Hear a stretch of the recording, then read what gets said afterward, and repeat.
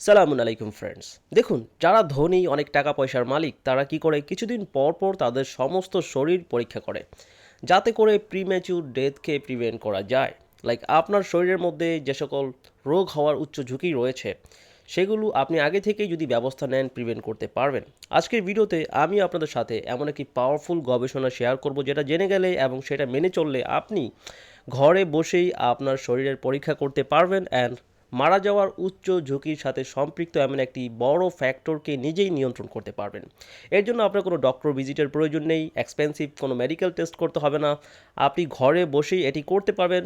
এবং আমি যে ওষুধটি রেকমেন্ড করব এটা ধনী গরিব সবার নাগালের মধ্যে রয়েছে, আপনারা যেই কেউ এটি সাপ্লিমেন্ট করতে পারবেন অ্যান্ড দেন এটা আপনার নিয়ার বাই ফার্মেসিতে পাওয়া যায়। দেখুন, 1996 সালে রিসার্চাররা অল কজ মর্টালিটি রিস্ক জানার জন্য 45 বয়স থেকে 65 বছর বয়সী লোকেদের মধ্যে একটি গবেষণা করেন। এটা একটা পপুলেশন বেসড স্টাডি, যেখানে তারা 7,000 পুরুষ এবং 8,000 মহিলার উপর এই গবেষণাটি করে, এবং এই গবেষণাটি হয় মূলত তাদের ফুসফুসের ফাংশনালিটি নিয়ে, আপনার লাং ক্যাপাসিটি নিয়ে। লাইক আপনি কতটুকু শক্তি নিয়ে শ্বাস ত্যাগ করতে পারেন, শ্বাস ছাড়তে পারেন, এটা অ্যাকচুয়ালি আপনার দীর্ঘদিন বেঁচে থাকার সাথে সম্পৃক্ত। কারণ যখন আপনার ফুসফুসের ফাংশন ড্রপ করে আপনার শরীরে অক্সিজেন সাপ্লাই কমে যায়। লাইক আপনি কি 5 মিনিট অক্সিজেন ছাড়া বাঁচতে পারবেন? যদি আপনি আপনার শ্বাস বন্ধ করে রাখেন just 5 minutes, you will die. Now আপনারা যারা ভিডিওটা দেখছেন, আপনারা বেশিরভাগ মানুষ মনে করবেন যে আমার ফুসফুসের স্বাস্থ্য ঠিক রয়েছে, আমার ফুসফুসের কোনো রোগ নেই, অতএব এই ভিডিওটা আমার জন্য প্রয়োজনীয় না। এটা একটা মস্ত বড় ভুল। যদি আপনি এভাবে চিন্তা করেন তাহলে এটা ভুল, কারণ আপনাদের প্রত্যেকের ফুসফুস এখন মারাত্মক হুমকির মুখে রয়েছে, কারণ বাংলাদেশ এয়ার পলিউশনের দিক থেকে টপ র্যাঙ্কে রয়েছে। সো আপনার ফুসফুস কনস্ট্যান্টলি ডেঞ্জারাস সব ধুলাকণা এবং ক্ষতিকর জীবাণু দ্বারা আক্রান্ত হচ্ছে, ইনফ্ল্যামড হচ্ছে, অক্সিজেন সাপ্লাই কমে যাচ্ছে, ফলে আপনি সারাদিন দুর্বল অনুভব করেন, আপনার মাথা ব্যথা করে, আপনার ডায়াবেটিস হচ্ছে, হাই ব্লাড প্রেশার হচ্ছে, হার্টের রোগ হচ্ছে। কেন? কারণ আপনার সুগার মেটাবলাইজ করার জন্য অক্সিজেন প্রয়োজন। শক্তি উৎপন্ন করতে শুধু চিনি প্রয়োজন হয় না, সাথে এটাকে বার্ন করার জন্য অক্সিজেন প্রয়োজন হয়। যখন আপনার শরীরের মধ্যে অক্সিজেন সাপ্লাই কিছুটা কম হবে, প্রয়োজনের তুলনায় কিছুটা কম হবে, তখন কি হবে? আপনার শরীরে স্ট্রেস হরমোন বেড়ে যাবে। আমাদের শরীরে অক্সিজেন সাপ্লাই কমে আসলে স্ট্রেস হরমোন বেড়ে যায়। স্ট্রেস হরমোন সরাসরি আপনার রক্তকে সংকুচিত করে দেয়, ফলে হাই ব্লাড প্রেশার দেখা দেয়, আর্টেরিয়াল হেলথ খারাপ হয়।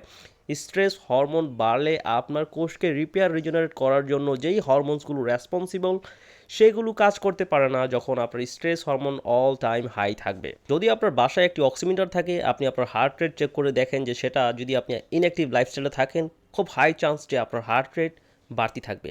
লাইক নর্মালি আপনার হার্ট রেট 70-75-এর দিকে থাকা ভালো, বা 65 থেকে 70-এর দিকে থাকা ভালো। বাট বেশিরভাগ মানুষ, অলমোস্ট 90% মানুষ, তাদের হার্ট রেট যদি আপনি চেক করেন দেখবেন তাদের হার্ট রেট অনেক বেশি, প্রায় 90, 85 বা 100, কারোর ক্ষেত্রে আরও বেশি থাকতে পারে। কারণ তাদের হার্ট শরীরের মধ্যে অক্সিজেন সাপ্লাই করার জন্য অতিরিক্ত পরিশ্রম করছে না। যখন আপনি বড় করে শ্বাস নেবেন, জাস্ট 10 মিনিট যদি আপনি ডিপ ব্রিদিং প্র্যাকটিস করেন, যারা আমার রেগুলার ভিউয়ার সবাই জানে যে কী করে ডিপ ব্রিদিং করতে হয়, এই সম্পর্কে আমি গত 9 বছর যাবৎ বলে আসছি যে এটা কতটা গুরুত্বপূর্ণ আপনার হেলথ অ্যান্ড লঞ্জিভিটির জন্য। তো যখন আপনি ডিপ ব্রিথিং করবেন আপনার হার্ট রেট কমে আসবে, সেটা 90 থেকে দ্রুত কমে 70-এ চলে আসবে। তার মানে প্রতি মিনিটে আপনার হার্ট কত কম পরিশ্রম করতে হচ্ছে একই পরিমাণ অক্সিজেন ডেলিভার করতে। এটা একটা, আপনার হার্টটা হচ্ছে একটা মোটরের মতো, যেটা ব্লাড পাম্প করছে আপনার সারা শরীরের মধ্যে রক্তকে প্রবাহিত করার জন্য।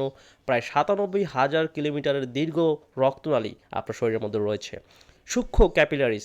এগুলোর মধ্য দিয়ে অক্সিজেন নেওয়ার জন্য আপনার হার্ট সারাক্ষণ অক্লান্ত পরিশ্রম করছে।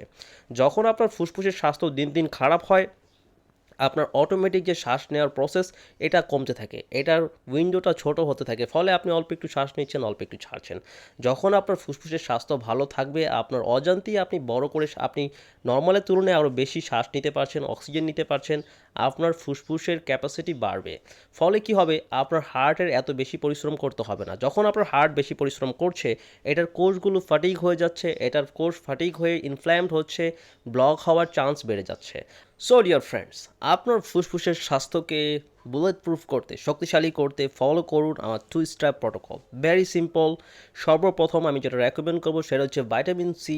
অজস্র গবেষণায় দেখা যাচ্ছে ভাইটামিন সি এয়ার পলিউশনের যেই ফাইন পার্টিকেলসগুলো আপনার ফুসফুসের মধ্যে অক্সিডেটিভ ড্যামেজ সৃষ্টি করছে। এগুলোর ক্ষতির হাত থেকে আপনার ফুসফুসকে রক্ষা করার জন্য সবথেকে পাওয়ারফুল এবং সস্তা একটি ইনগ্রিডিয়েন্ট হচ্ছে, একটি মলিকুল হচ্ছে ভিটামিন সি। এটা আপনার অক্সিডেটিভ স্ট্রেস কমাতে কাজ করবে। গ্লুটাথিয়ন, যেটা আপনার ফুসফুসের স্বাস্থ্যের জন্য অত্যন্ত ইম্পর্ট্যান্ট একটা অ্যান্টিঅক্সিডেন্ট, আপনার শরীরের মাস্টার অ্যান্টিঅক্সিডেন্ট, এটাকে রিসাইকেল করতে ভিটামিন সি কাজ করে। আপনার শরীরের রিডক্স ব্যালেন্স ঠিক রাখার জন্য vitamin C very very powerful. এটা আপনার শরীরের মধ্যে ভিটামিন ইকে রিসাইকেল করতে কাজ করে, নাইট্রিক অক্সাইডকে রিসাইকেল করতে কাজ করে। নানাবিধ দিক থেকে এটা আপনার শরীরের প্রয়োজনীয় অ্যান্টিঅক্সিডেন্ট সমূহকে রিসাইকেল করতে কাজ করে। ফলে কি হয়, আপনার সেল ড্যামেজ কমে আসে। লাইক দুবারের Nobel winner doctor Linus Pauling উনি রেকমেন্ড করেছিলেন প্রতিদিন 20 গ্রাম পরিমাণ, প্রায় 20,000 মিলিগ্রাম ভিটামিন সি সাপ্লিমেন্ট করার জন্য। সো এটা খুবই ইম্পর্টেন্ট যে আপনি, বর্তমানে আমাদের দেশের এয়ার পলিউশন এমন পর্যায়ে পৌঁছেছে যে আপনি যেন অবশ্যই নিয়মিত ভিটামিন সি গ্রহণ করেন। তাহলেই আপনার নানাবিধ রোগে আক্রান্ত হয়ে মারা যাওয়ার ঝুঁকি অনেকটা ড্রপ করবে। ডায়াবেটিস, হাই ব্লাড প্রেশার, হার্টের রোগ, স্ট্রোক, যে কোনো রকম রোগের ঝুঁকি অনেক কমে যাবে যদি আপনি নিয়মিত ভিটামিন সি গ্রহণ করেন। এবং দ্বিতীয়ত আমি রেকমেন্ড করব আপনার ফুসফুসের ব্যায়াম করার জন্য, এক্সারসাইজ করার জন্য, যাতে করে আপনার লাং ক্যাপাসিটি বাড়ে, ডিপ ব্রিদিং এক্সারসাইজ করার জন্য। কারণ আপনি যেমন ব্যায়াম করলে আপনার মাসেল শক্তিশালী হয়, মাংসপেশি হয়, ঠিক একইভাবে ফুসফুসের ব্যায়াম করলে ফুসফুসের ক্যাপাসিটি বাড়ে, আরও বেশি অক্সিজেন সে ধারণ করতে পারে এবং আপনার অজান্তেই সারাদিন সে আপনাকে পর্যাপ্ত অক্সিজেন ডেলিভার করবে। ফলে আপনি আর দুর্বল অনুভব করবেন না। একটি ক্লিন পরিবেশে গিয়ে তারপরে আপনি ব্যায়ামটা করতে পারেন, লাইক গাছপালার নিচে বসে করলে সব থেকে বেস্ট। তো আপনি কি করবেন, প্রথমে সমস্ত শ্বাসকে বের করে দিতে হবে। মুখ দিয়ে শ্বাস ত্যাগ করবেন, নাক দিয়ে শ্বাস নেবেন, এক্সহেল করবেন মুখ দিয়ে, ইনহেল করবেন নাক দিয়ে। যখন আপনি নাক দিয়ে শ্বাস নিচ্ছেন, এটা প্রডিউস করে নাইট্রিক অক্সাইড, যেটা আপনার রক্তনালীকে প্রসারিত হতে হেল্প করে। ফলে আপনার হার্টের রোগ, স্ট্রোকের ঝুঁকি কমে আসে এবং এটা আপনার নানাবিধ ইনফেকশিয়াস রোগ, জীবাণুঘটিত রোগের বিরুদ্ধে শক্তি দেয়, ফাইট করার জন্য আপনাকে আরও বেশি শক্তিশালী করে তোলে। সো আপনাকে কনস্ট্যান্টলি ডিপ ব্রিথিং করতে হবে দিনের মধ্যে কয়েকবার, 5 বা 10 মিনিট করে বা 15 মিনিট করে।